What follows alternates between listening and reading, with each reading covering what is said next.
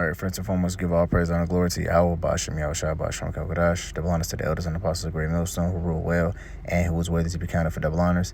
And peace and salutation you brothers out there pushing the truth wholeheartedly and sincerely and full of the gospel. It's the brother Gabari from the Indiana camp. Come back again, one of the sit down to basically talk about let's not forget about the fire. All right, and that's Lord will. I'm gonna name that video. I'm gonna name this video that let's not forget about the fire, because when we get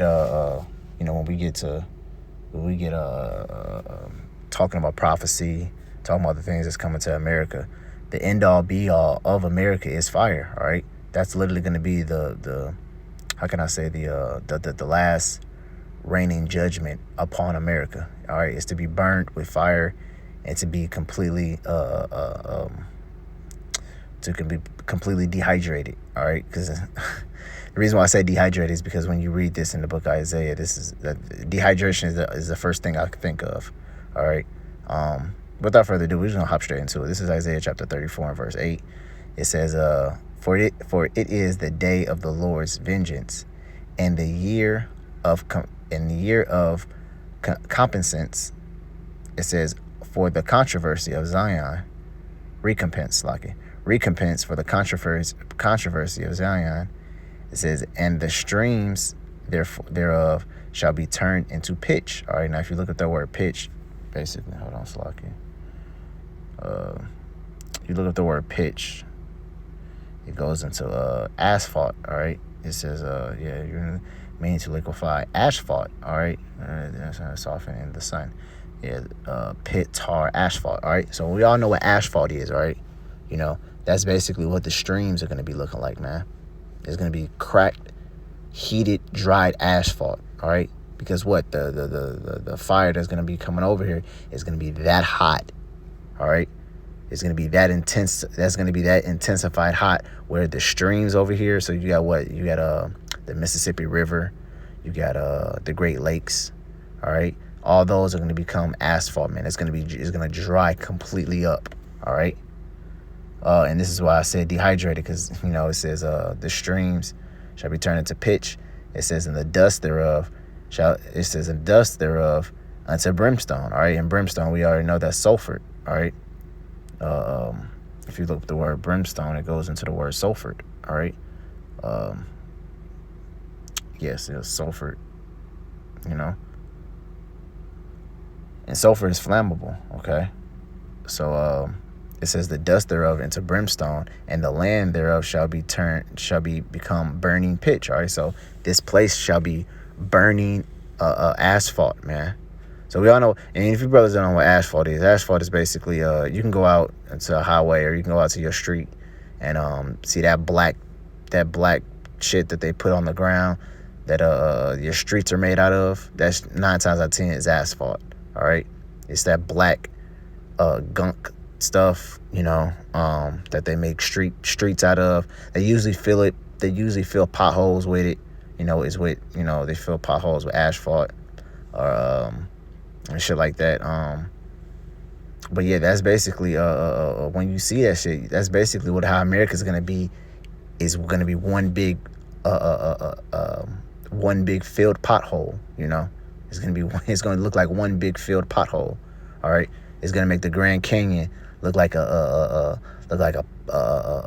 mini crevice in the earth. The Grand Canyon, and they say Grand Canyon is one of the deepest holes. All right, when it's supposed to be one of the most deepest valleys. All right, America's gonna make the Grand Canyon look like how can I say a cup. All right, compared to a bucket. All right, that's how much destruction is going to be upon this place. Scripture talks about how it says one stone shall not be upon another. All right, so that shows you there's not going to be nothing but dust, asphalt, and brimstone over here, man.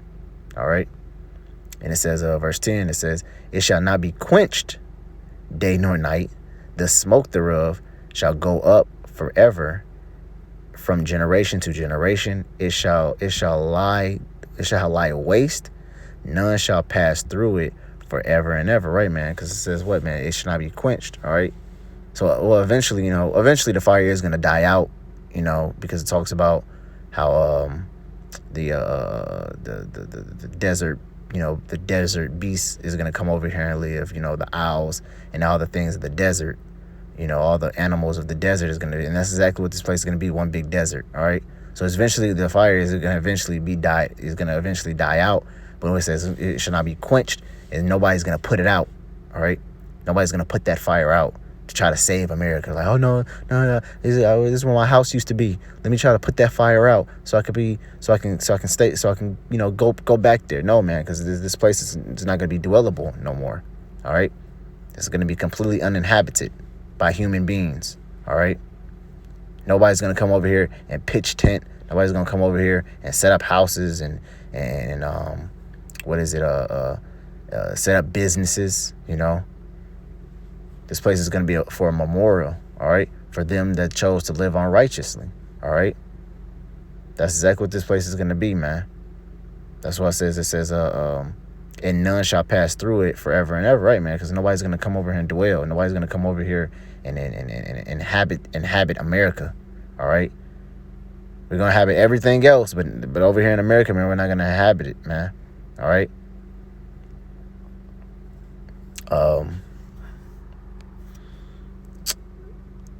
This is Malachi chapter 4, verse 1. And really, this whole list is just talking about, fire and brimstone and the destruction of America, So, I'm going to just read a few of them and just get straight to the point because I don't make this video too long. This is Malachi chapter 4, verse 1. It says, "For behold, the day cometh that shall burn as an oven." All right, now let's go look up that word oven right quick.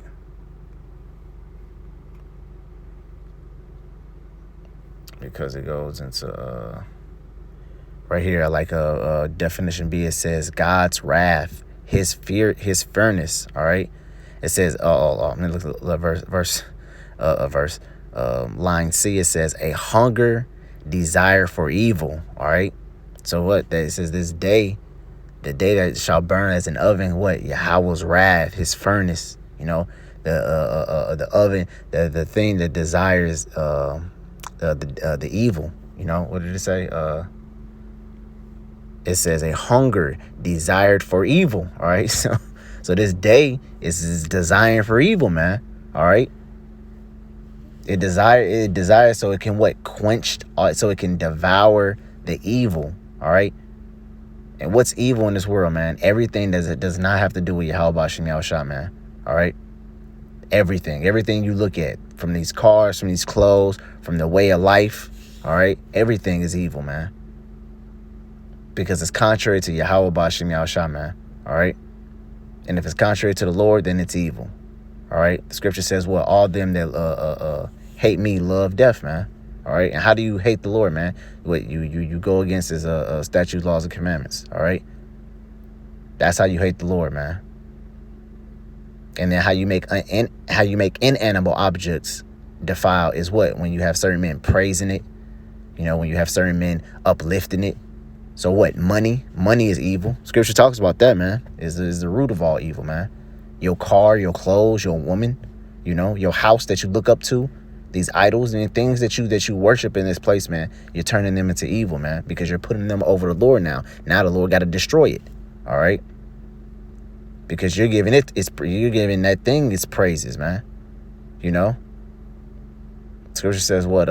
They praise the creature more than the creator. You're praising things that has been created. When Yahweh Shai, he has no beginning nor end, man. He is the creator, not the created, not the created. All right. Let's continue.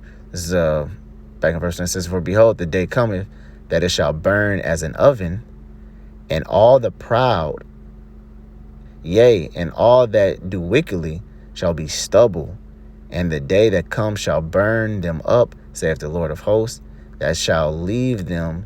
It says that it shall leave them neither root nor branch, right, man? And a root or branch is basically talking about no foundation, all right?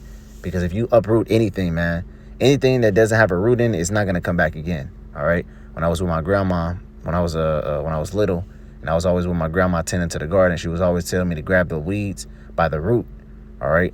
Because if you grab the weeds by the root, they're not going to come back. They're not going to come back again, all right?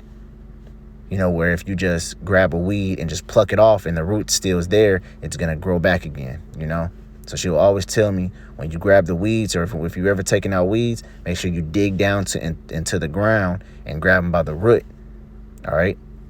Because if you don't, that root is going to take, form, and it's going to, basically just sprout up a new one, all right? So it just shows you that when the Lord comes back and devours the evil, all right? When the Lord comes back and devours the evil, he's not going to leave no remnants, all right? He's not going to leave anything. Scripture talks about the Lord shall not return until he execute all the things of his heart, all right? So when the Lord comes back, man, he's going to execute everything, man. He's going to execute judgment. He's going to execute salvation, all right? He's going to execute everything that is intended upon his heart, man. And the heart, what goes into the law, man. So everything is going to be fulfilled that the Lord wants to be fulfilled, man. All right? And then what? He's going to set up righteousness.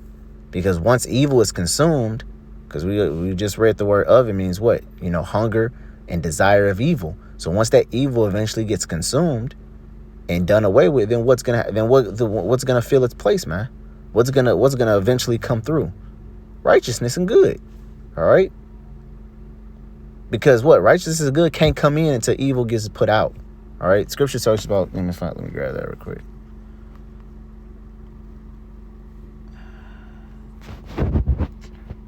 Where's that? Sirach 34. This is Sirach chapter 34, verse 4. It says, of an unclean thing, what can be cleansed? And from that thing which is false, what truth can come? Right, man? So it says from an unclean thing, what can be cleansed? And from that thing which is false, what can become? What truth can come? Right, man? So if this world is being completely evil, man, you can't just push truth in and then and hopefully that the truth can outweigh the evil. No, man, you got to completely cleanse all that evil out, man. Scriptures talks about when a man toucheth a dead body, he becomes unclean. Then he has to go and cleanse himself, man. He has to go and cleanse himself of the uncleanness, and then he starts his path back on righteousness. All right, but he just doesn't become unclean, and then he's all, well, I'm gonna just keep the uncleanness on me, and I'm gonna just be clean for the rest of my life, for the rest of my days. No, that's not how it works, man. And really, to be honest, that's not how anything works, man. If you're trying to clean anything, everybody knows, if you're trying to clean a house, if you just bought a house and the house is abandoned, are you just going to start putting new furniture in there and just putting plaster and drywall and cutting up the carpet and just no, man.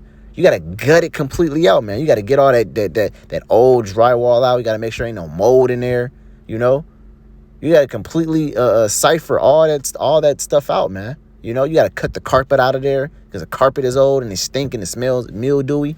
You got to completely get all of that. You got to completely get rid of all that uncleanness, man. And then you go over it one time. You might sand some stuff down. You might take some pieces out. You might take some rotten wood and replace it.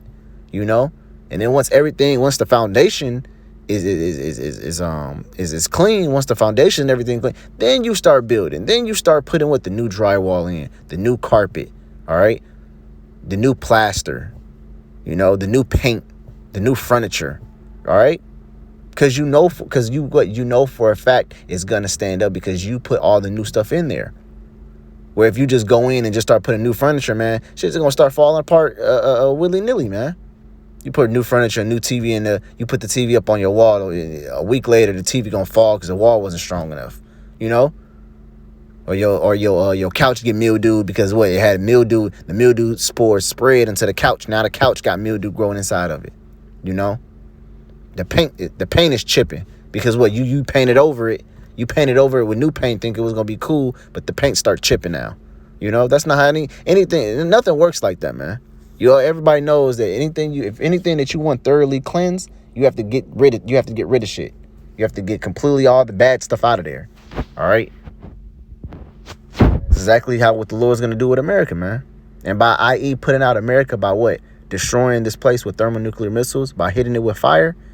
That's putting out all the evils upon in the world, man. Because you're attacking the brain, you're attacking the heart. All right. You're attacking the prominent, the dominant figure, all right, of evil. How can I say the personification of evil, all right, which is America. And then what? You're subduing the bringers of it, which is what? Esau, Edom. And by you subduing him, by you bringing him down low, and you're destroying his way of life, his dwelling place, then guess what? You have conquered evil. Congratulations, you have literally conquered evil. And thus forth, you can put forth good, man. And that's exactly what Yahweh Shem Yahushua is going to do. He's going to conquer evil by what? Destroying it and putting it down and putting Esau under subjection. And then what? Thus forth, implement good, implement righteousness, implement laws, implement understanding. All right. Things that's supposed to be how can I say, things that are supposed to be used in their right properties, if you will, you know. So, i.e., man, let's not forget about the fire, because when the fire comes, guess what? In comes good, in comes righteousness, man. All right. So, Lord willing, I hope this video was edifying to you, brothers. Until next time, I say shalom.